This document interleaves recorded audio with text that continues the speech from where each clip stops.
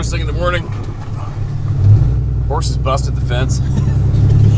Little shits, I got a little chunk of temporary fence up one section of the property there. And my gelding's figured it out that it's not tough enough for him, and he loves to run around the yard. And we got to go away today for 5 days, so got the fence fixed. Now I feel a little compelled after talking to those guys at the fishing store. Fellas with his kids out back here and ran into that thing. I guess I should call them things, whatever, beings, bush people, whatever. So I'm gonna go out there this morning.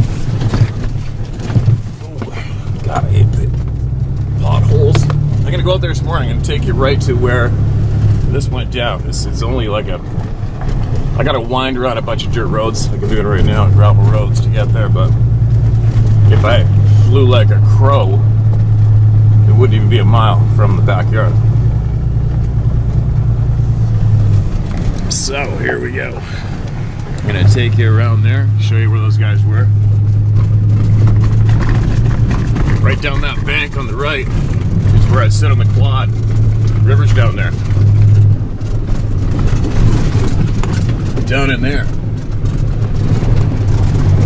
You see all this big juicy timber surrounding where I live, right?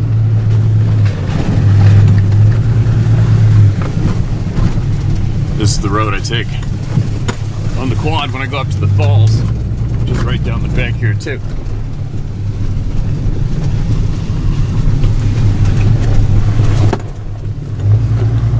So anyway, now the significance of where I'm going is this whole valley where the Stamp River flows out.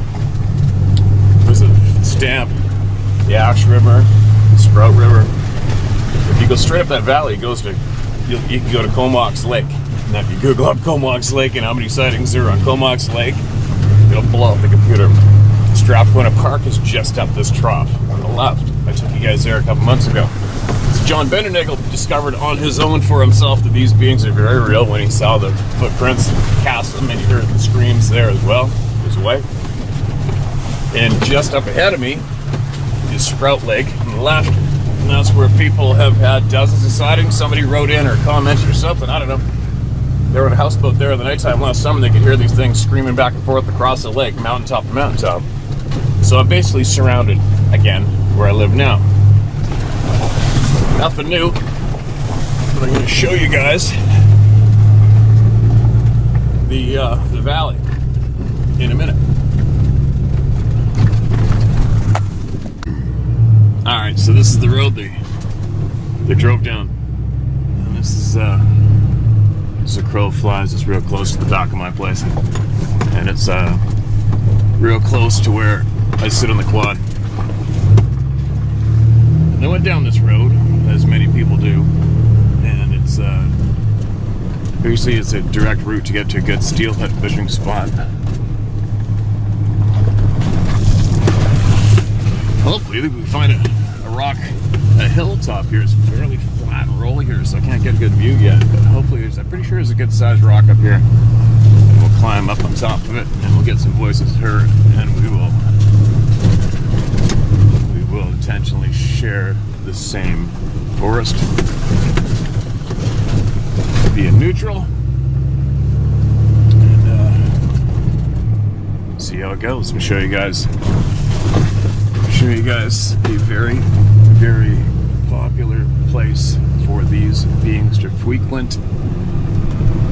I can't say if they travel through or not. I can't say if they are here, even on this damn planet, full time or not. I haven't a clue.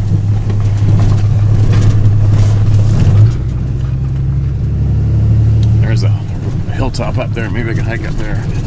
Unless there's something better here. Power line coming through.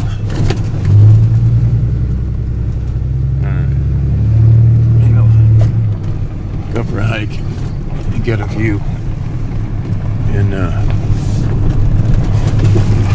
see what's up. Maybe go around this one. Maybe go up this one.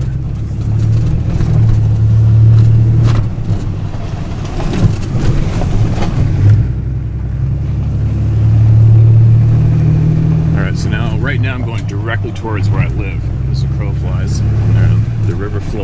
left. I think I'm gonna climb this rock right here. Screw it. I'm gonna go up there.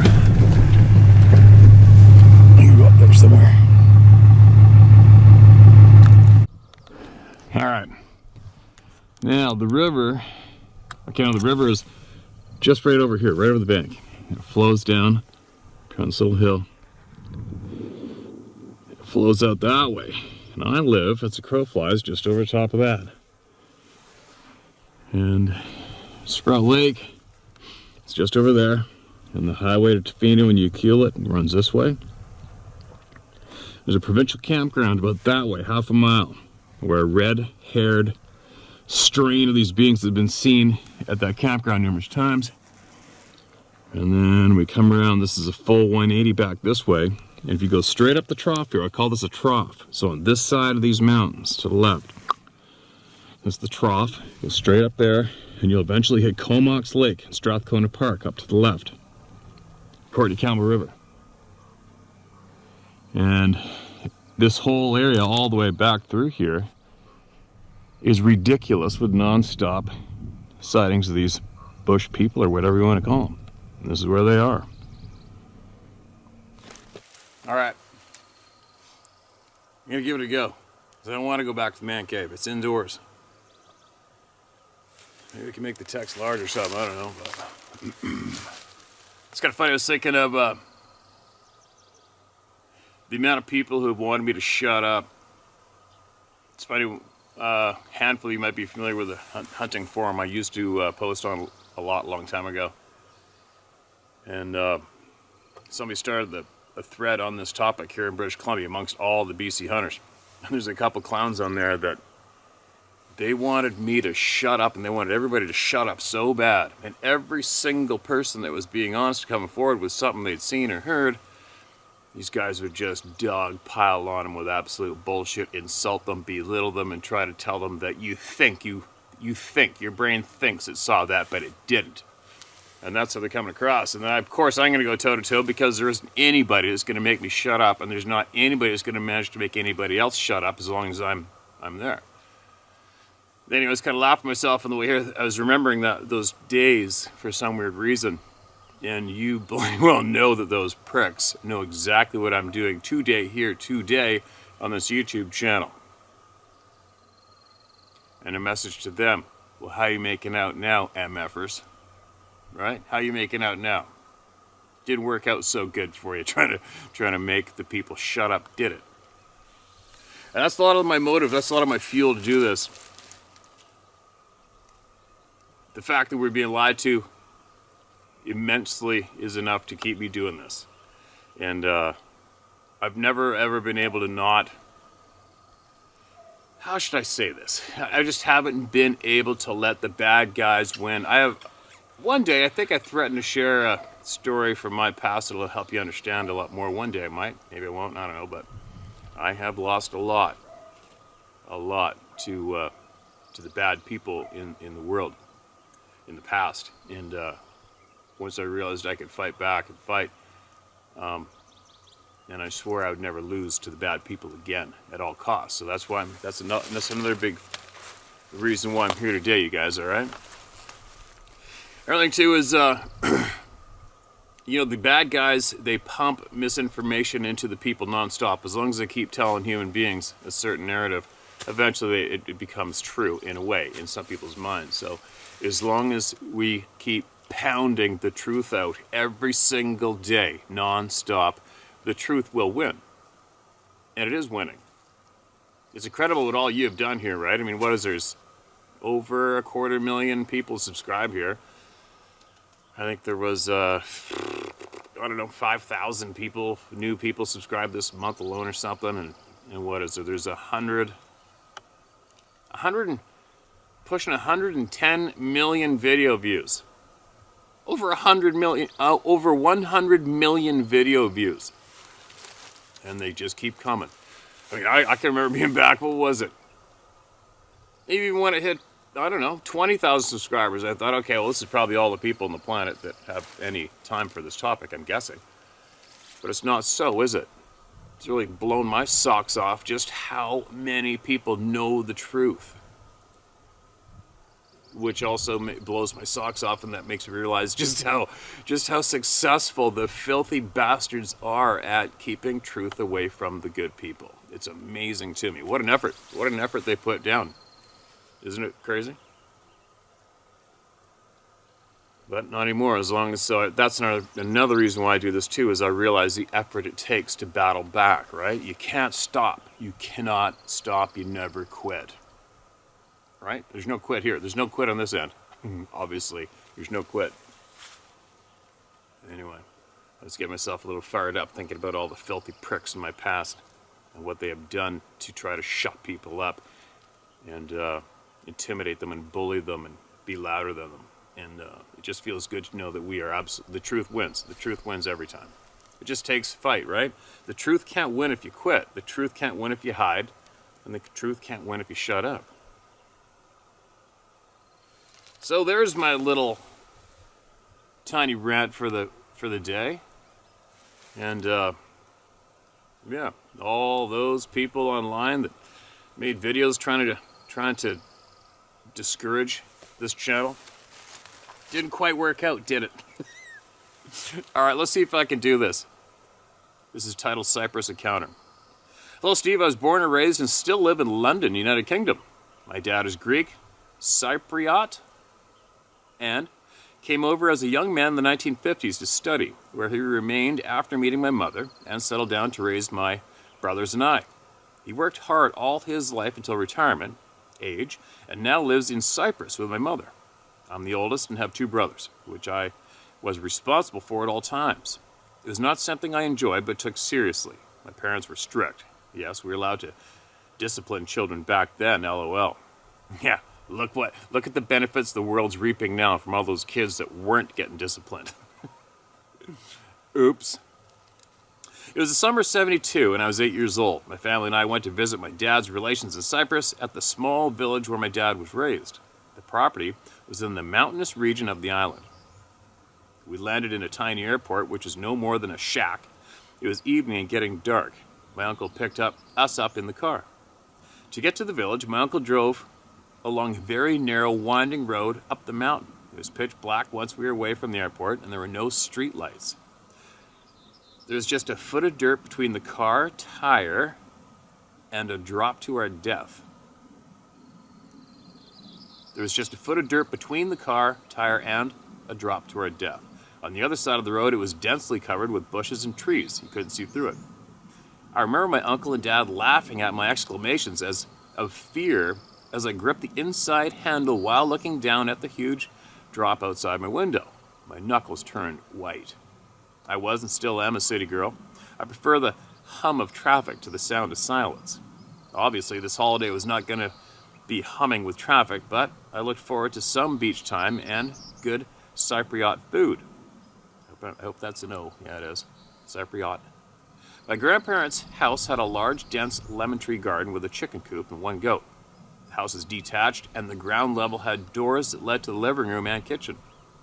The flight of stairs at the side of the house led to 1 long balcony, which had doors that led to the bedrooms. The house had electricity, but of course, a lot of cooking is done outside. The house had an indoor toilet that was accessible by walking around the outside of the house, which overlooked the garden.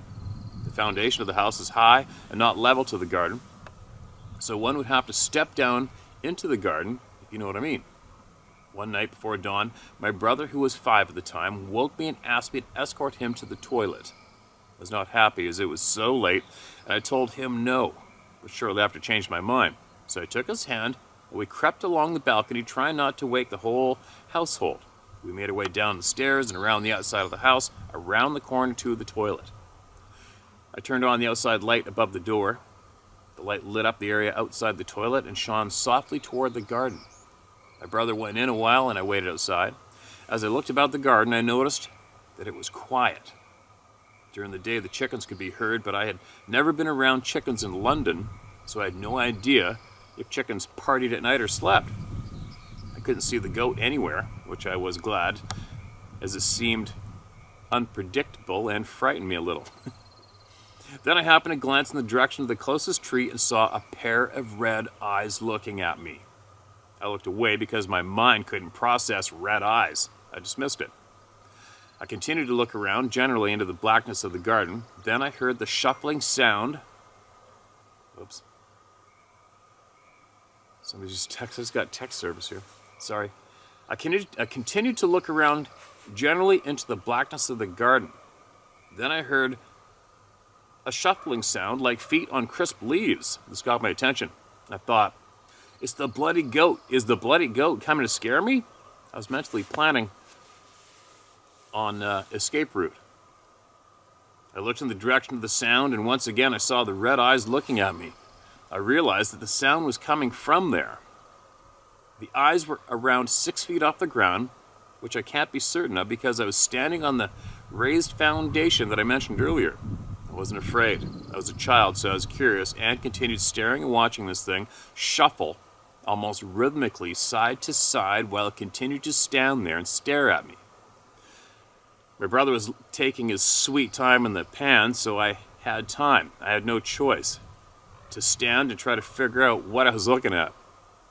It had a muscular torso that was hairy, but not so much because I could make out skin showing through. It had arms like a man. They were lightly hairy, which puzzled me greatly. The one thing that I could make out was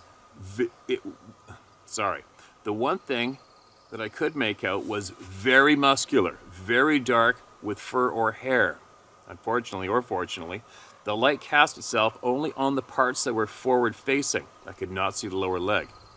I noticed that it had an animal-like foot, but I can't be sure which animal. It had self-illuminated eyes.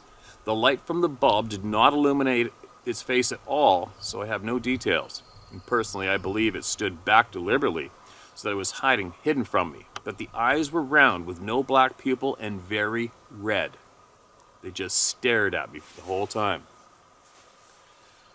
It had pointed ears that stood straight up, which were not massive. They were in keeping with the build. Ugh, this is getting creepy. I don't like that description. I believe the height was approximately 6 or 7 feet tall. I was a smart little girl, but I could not identify what I was looking at. In my 8-year-old brain, and for the life of me, I flicked through my mental library of all the animals that I knew of, but nothing registered. Well, I kept eye-to-eye contact with it because I was unsure of its motive, and I needed to protect my brother if it was going to run at us. Around 1 minute later, my brother came out, and without taking my eyes off the thing, I reached for my brother's hand and asked him if he could see the red eyes in the garden. He looked ahead in the same direction and whispered, "Yeah." In a very shaky voice, that was my cue. I shouted, "Run." Yanking his hand, we ran around the corner and up the stairs along the balcony out into our room. We were both shaking. He slept in my bed that night. The next day, I told my dad. He is a Greek Cypriot, and he said he didn't know what it could be. And I followed him as he went to tell my grandmother. I thought maybe I could get some answers. And she started to speak to him in Greek. I don't speak Greek, so I could not understand what was said. But when I pressed my dad on the conversation, he told me to forget about it. I knew better than to push him for answers, so I didn't mention it again. I'd been carrying this experience around for 50 or so years with no answers, until a couple years ago when I happened upon Vic Cundiff's show. I was shocked beyond belief that many other people from all over the world had encountered these creatures. Plus, I now have a name for the thing in the garden: Dogman. My brother can hardly recall the encounter. He said he remembers something, but that's all. The next thing I want to share with everyone is coincidence. My ex-husband told me 30 years ago that he had seen the same thing in Cyprus in the exact same year. At the time he was around 16 years old, visiting his family village. One evening, while enjoying some family time in the large garden, he saw a black, upright figure dart across from one side of the garden and disappearing into the trees. He said it was fast and athletic. He shouted to his family members, "Did you see that?" They all looked about them, but obviously no one saw it. He was curious to know where it had gone and feared its motives, as it had nowhere to run without passing him and the family. He got up, slowly made his way deeper into the garden, and he heard a movement. Next he saw this thing jump straight up and over the garden wall, like it was nothing. Bear in mind the wall was around 10 feet high, which surrounded the garden. He said he was so shocked and a little freaked out, so he decided not to tell anyone in case they mocked him. He was relieved to hear that he wasn't the only one that had seen one of these things. By the way, it was coincidental that we were both in Cyprus visiting family at the same time. My father's village was up in the north, and it was and still is lush and green. Mountain sheep / goats were plentiful then. Not sure about now. The ex's family village was in the south. I'm not certain if it's of its vegetation or food sources. So, that's my 2 sightings in Cyprus, same year / summer 1972. Thank you, Steve, for giving people a safe platform and a voice to air and share them. Susie. Well, thank you, Susie. That was a hell of a share. Appreciate the time of your life you just donated to everybody here.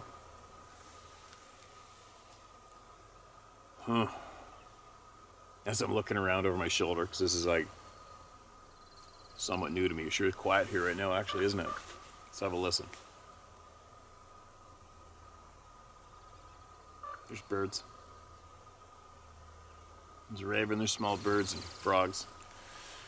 But anyway, the dogman thing, I have zero interest in having experienced one of those things at all. I'm going with my gut. I tell everybody, go with your gut, right? My gut says bad juju. When it comes to that description of a being, my gut, I have an internal semi-alarm goes off. And it's not a good one. So that's why I say, I see one of those things, the barrel is going to be pointed right at its frickin' melon. And if it even shows me one canine tooth intentionally, I'm putting a hole in it. And that's all there is to it.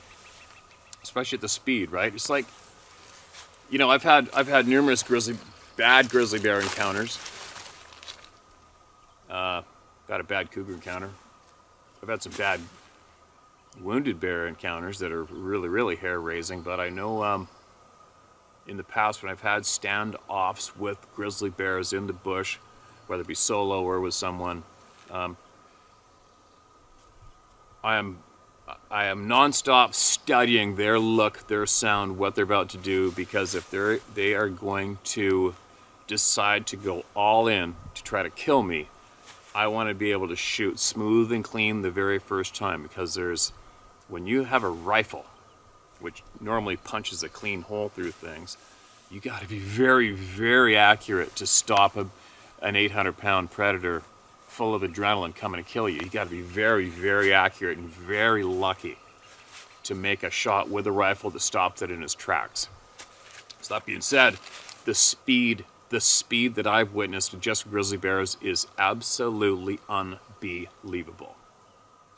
Many of you probably will never see it in your lifetime, but believe me, I've rode up on grizzly bears along a creek in thick brush, and the one time that stands out for the speed, and this will relate to what I'm trying to explain to with these dogman beings. I'm riding up the creek, wind's in the face, the wind's still coming downhill, and it's fairly little blustery, and the noise of the creek is loud, and it's greened up leaves, willow, and all of a sudden going up the trail alongside the creek, which is, if you want a face-to-face encounter with anything, just travel along a creek in thick willow. You'll get close to whatever's in there. And I'm riding up, and I typically had my rifle scabbard, I have it right here. You know, some people have it behind them, under the leg. I got mine right here, so my stock's always right here. So I shoot left, so I just pull it out, and I had my 12-gauge sawed-off shotgun that day. So I just pull it out, and boom, and you think you're John Wayne. You think you're faster than anything, and there's nothing's going to do anything to you ever. You'll get that gun out in 10th of a second, right? I'm riding up the trail, and there was a grizzly bear eating that. It was August. It was mountain sheep season. It was early, and that grizzly was in a little green patch of grass. Probably about... That grass patch was probably about 10 yards long and about 5 yards wide, and he was right in it. And I rode up to probably about 8 paces from that grizzly bear, and I scared the shit out of him and me. And he roared and went boom, boom, boom, and then spun around and went boom, boom twice at me. And in those 1, 2, 3, 4, 5 leaps, I had just got my hand onto the stock of my shotgun and it was still buried deep into the scabbard. All right, so picture that greased lightning. Greased frickin' brown lightning. So what I'm saying is, to tell that story is to give you guys an example of just how fortunate you are if you can have your barrel pointed at a predator that wants to kill you in the first place. Now, picture having to be deadly smooth, cool hand Luke accurate to dump that 800-pound predator as it's coming at you 50 miles an hour, whatever it is, without shitting yourself, right?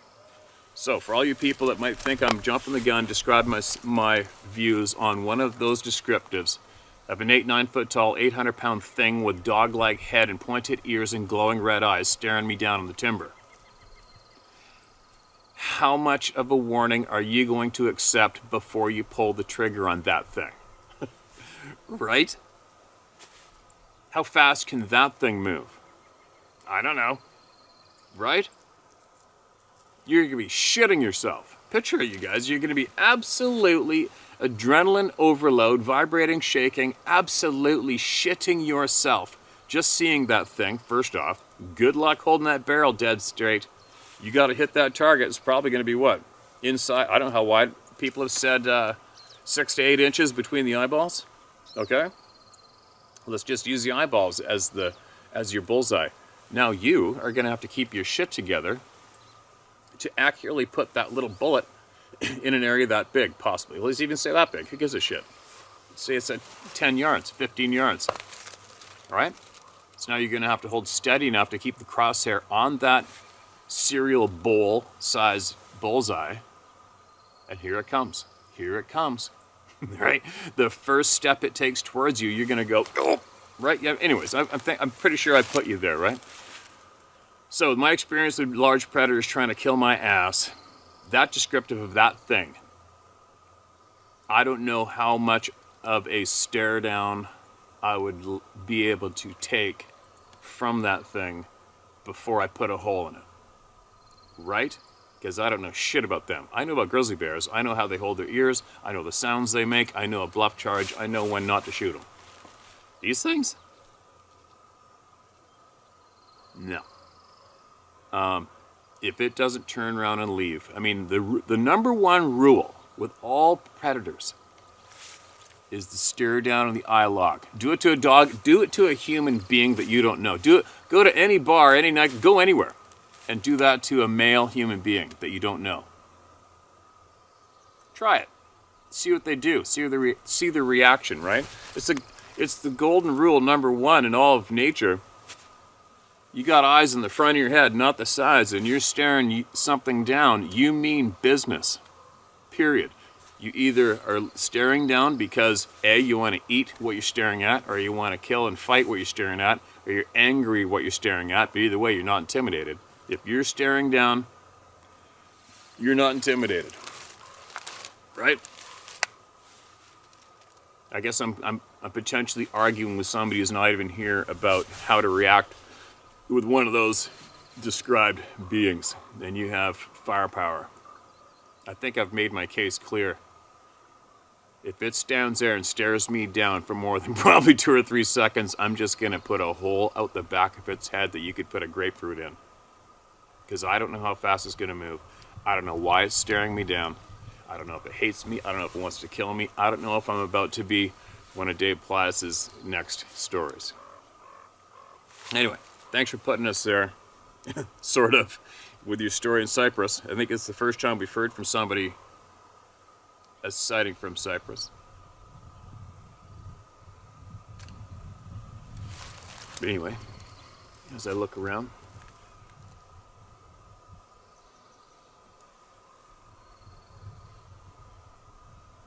it's funny. Why do I keep going to these places alone? I don't know.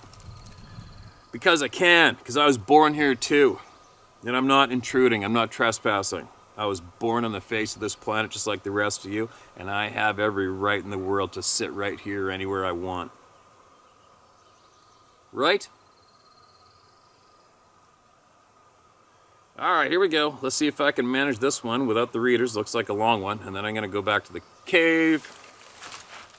Hoping nothing gets tossed at me. Info that might help others or confuse them. A huge puzzle piece? Question mark.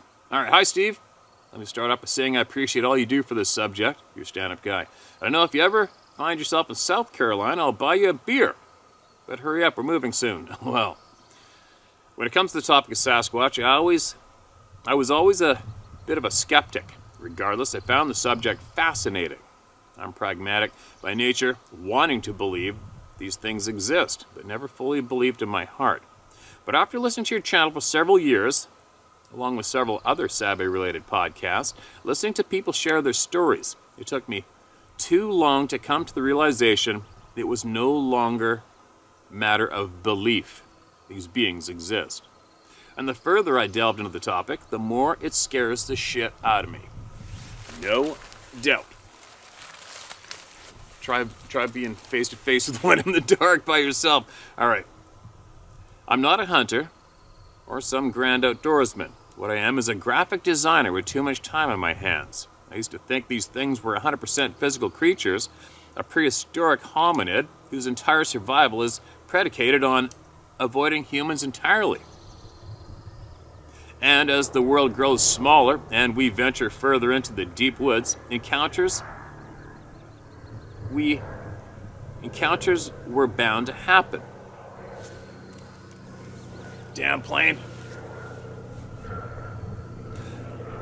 I always attributed any supernatural occurrences to just the sheer fear/adrenaline flowing through the system of anyone unfortunate enough to cross paths with a 9-foot hairy man-ape, built like the Incredible Hulk.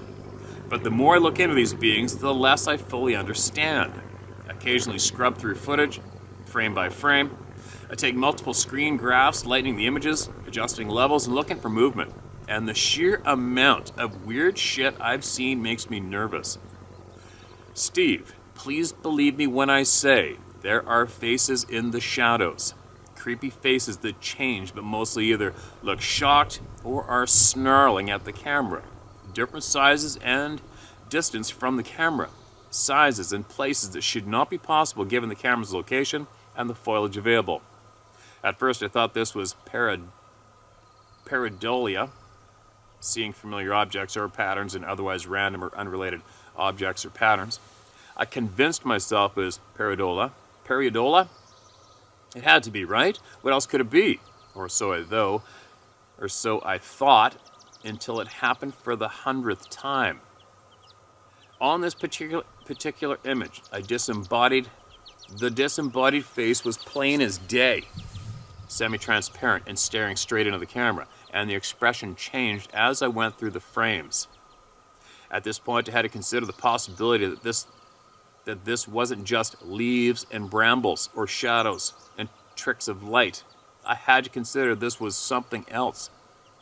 I'd love to share what I found, actually show people the images and let them decide for themselves. But honestly, I didn't even want that shit on my computer. I never saved the files. Each time I'd literally study the images, comparing frames, and eventually get so creeped out by what I saw and wanting nothing to do with it. I closed my computer and swore I'd leave this topic alone and never return, or at least until the sun was shining again. If you have Photoshop, anyone can see this phenomenon for themselves. Just go through any posted Bigfoot footage and lighten the image, if you even need to. Look closely and keep an open mind, and soon you will see what I have seen. It's effing creepy, man. I never even considered the possibility that Sasquatch people were anything other than flesh and blood, but the more I look, the more I'm just not sure. I hope I'm wrong. I sincerely hope that I'm just seeing things, but I invite all people to take a look for themselves. The video you had posted from a boat a few episodes back, titled, "When You See a Big Dark Eyeball Staring Back Through Your Rifle Scope," is a good place to start. Stephen, thank you for your time and what you mean to this community. You work your ass off and ask for nothing in return other than proper punctuation, LOL. Stay strong, brother, and keep doing what you're doing. Lies are easy, the truth is hard. Take care out there and be safe as always. Your friend, Greg Refuse. Yes, if you'd like me to send you examples of these images, just ask. I might not like keeping these images on my computer, but if it helps others to understand, I'm willing to go back to the footage with the intent to save and send them over. Cheers. Okay, man, well, I guess it's a somewhat roundabout welcome to the Club of No Return.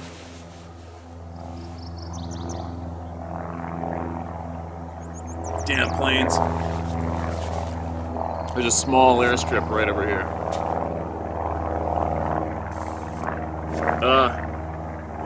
Am I interested? Nope, not me. I probably get, I don't know how many, I've had hundreds of people sending me screenshots from the videos I've shared with you guys with all the red circles that are behind me all around me.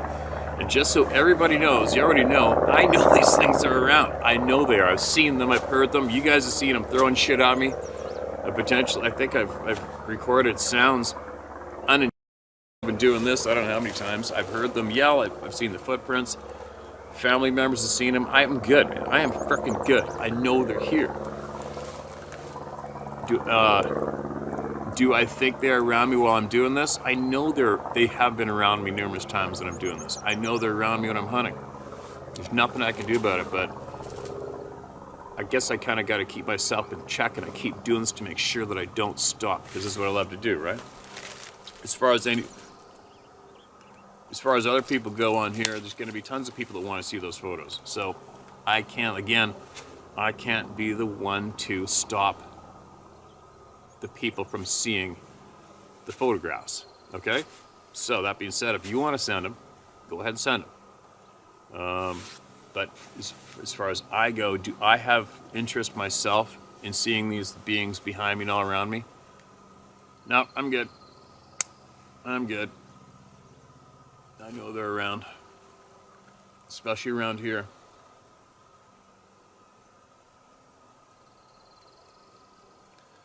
But it's funny, like when I go steelhead fishing over here, I look down at the ground when I'm hiking on the trails in the dark. Whenever it is I'm going, I just look at the ground, mind my own business. I intentionally try not to think of them. I don't want to invite any kind of experience. I don't need it. I'm good.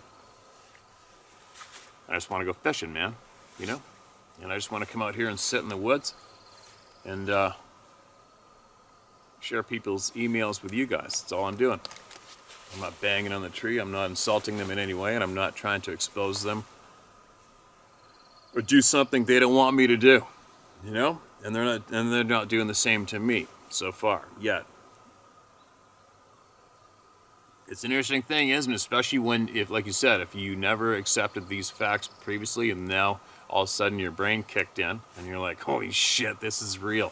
Damn it, this is real. Son of a bitch. Why? You know what I mean?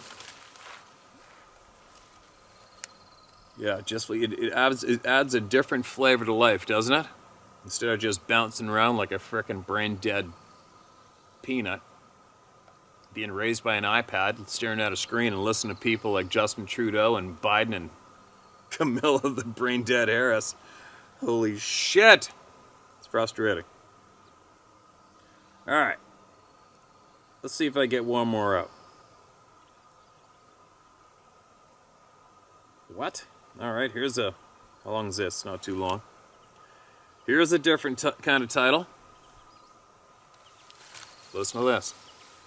Bigfoot digs up dead. Steve, like everyone, thank you. I can't let you use my name because of all the ridiculous bullshit I get when I tell the truth. My name is blank blank. It was, okay, you know what? Quit being scared. Alright? Quit being scared of people. That's one of the second all of you lose your fear of people is when you begin to become successful in life. And success doesn't mean a dollar sign. All right? When you finally realize that you are free, and being free is just a choice, it's a great place to be. All right? So please stop being scared of human beings, okay? It's a waste of time. It's the biggest enemy we have is ourselves. My name is blank blank. It was 2010, April, Bailey, Colorado. I don't have any readers on you guys, so be patient. Bailey, Colorado. Myself and my family had a nice little house, and we're enjoying the outdoors. As I am sure you know, Bailey, Colorado is a mountain town with Bigfoot sightings. Anyway, about the first part of April, or middle, a doe must have had a stillbirth out in our back lot. In the morning, I let them dogs out, and they made a beeline for the dead doe. I, of course, stopped and called the Department of Wildlife, and they told me to load up the doe and drop it off by the highway. What the F, I said. Anyway, I decided to bury it. I only got about 3 feet down, which I know is not deep enough, but I don't think the depth would have mattered. Okay, that night, I wish I could remember the day, but it was 2:37 a.m., and my bedroom was upstairs facing the east and the back lot, which was fenced about 5 feet high. I remember the time because those red numbers on the clock are burnt into my brain. I heard a grunt and sounded like chatter. I looked out the window, and I said, "What the F? 2 bears are digging up the doe?" And then my brain said, "Do bears work together?" Both were big. I jumped up, grabbed my 12 gauge, like that would do anything. Tore down the stairs, getting the back porch. Floodlights on, dogs barking, wife yelling, "What is wrong with you?" Anyway, dug up and gone. Something big. Dug and was fast. And there was sign everywhere. Anyway, thank you. Still confused, and I never heard of Bigfoot digging up the dead. Me neither. Especially being one of these bush beings. They're so skilled and fast. Basically, they want a deer, they're just going to go grab one. 2 bears jumping over the fence to get that. I don't know. You know, I remember one time I was trying to get this huge bear. It had killed the neighbor's goat, which was around, 80 pounds? And they had a 6.5 foot fence. And that big son of a bitch grabbed that goat and made it, and I don't know how, I wasn't there, I didn't watch it, but they basically said it jumped over the fence. And that was one creepy night because there was kids around the neighborhood. The bear was growling at children. It was on the porch growling at my buddy's wife, now starting to kill pets. And I was living right there, and I sat there in the dark that same night because it dropped the goat and took off, and I sat there in the shadow. You could just see a little bit of light, enough light to just see, you know. And I sat there. That was so intense waiting, and all of a sudden a shadow. My buddy was right beside me, side by side, and we're sitting there, and I had my bow. I was going to dust it with the bow, so not to scare the shit out of everybody with a magnum going off. And you're just sitting there. Adrenaline's like 2 in the morning, pitch black, dead silent, and all of a sudden a big, dark, black shadow. It's just all of a sudden it's there. And I'm looking at him, and I'm looking away, and you're closing your eyes, and you're looking away, and I'm looking back. And all of a sudden it slowly started moving. And we're only talking about 10 yards in front of us, right there. And he's slowly coming back. And then he stopped dead again. He's just standing there dead still. And then he starts slowly moving. The goat was right over there. And then I said, and I'm going to my butt. All you did, my buddy's thigh was beside me, and I just went like this. And I pushed on his thigh like that, just to let him know. But he was already locked on it, too. I'll never forget how intense that was that night. No, I didn't get him that night, but I did kill him later on. I think 2 days later, I killed him up back. But, yeah, when you just shared that story, that reminded me of that bear and that goat. But, yeah, I don't know. Quick, easy meal, right? Quick, easy meal. All right, I got to get my butt going. My butt in gear and going, I think. And then maybe I will I'll blast off one more from the cave when I get back. And then I have so much stuff. Sarah's loaded so much stuff to put in the truck. It bounced our way out to the boat. One hell of a storm came through here yesterday, and now it's sunny for the first time forever. It's supposed to be sunny a couple days. There you go. Anybody out there who is scared of people, please don't be scared of people. And go ahead and email what you got. Email it in. All right, email it in to sharemystory@howtohunt.com. We'll get to it. You get it off your chest and get that knowledge shared. It's the right thing to do. You don't have to share your name. Doesn't matter. I respect everybody with that. But I at the same time, I don't need you to share your name. But what I do need you to do, everybody, is I need you to stop being scared of people. Obviously not bad people with guns, but you know what I mean. Just quit being scared of people and what they think. Okay? Follow my lead. Look what I'm doing. You imagine the amount of guys that are familiar with me through what I have professionally done for years. Imagine how those A-type guys that you'd be typically worried about them hammering on you and belittling you because you claim to have seen a 8-9 foot tall hairy upright being in the forest. Imagine the flack that I've got. Well, guess what? I don't get any flack. Nobody says shit to me. Nobody. I don't get any flack. Nobody tries to humiliate me. It just doesn't happen. And it's actually the opposite. I have people come up to me every time I leave the house, recognize me from doing this, and they got something to share. I've never had anybody once point at me and start laughing and ridiculing me or say, oh, there's the guy that believes in Bigfoot. Never once. Okay, you guys? And I run with some A-type personalities, right? Loggers, fishermen, and hunters. All right. You know what? Maybe once I get home, maybe we'll go down that way and we'll go through that same timber. Well, whatever. Why bother? Well, who knows? Maybe I will. We'll see. Depends what kind of mood I'm in. And another quick side note, you can probably Google it up. There is a campground I just drove by here, provincial campground that way. I think it's Sprout Lake Campground, possibly. And there was a whole bunch of sightings by campers right there, too. Just going to be how the campsite, which is right here. Right about that way, about, I don't know, just over a quarter of a mile.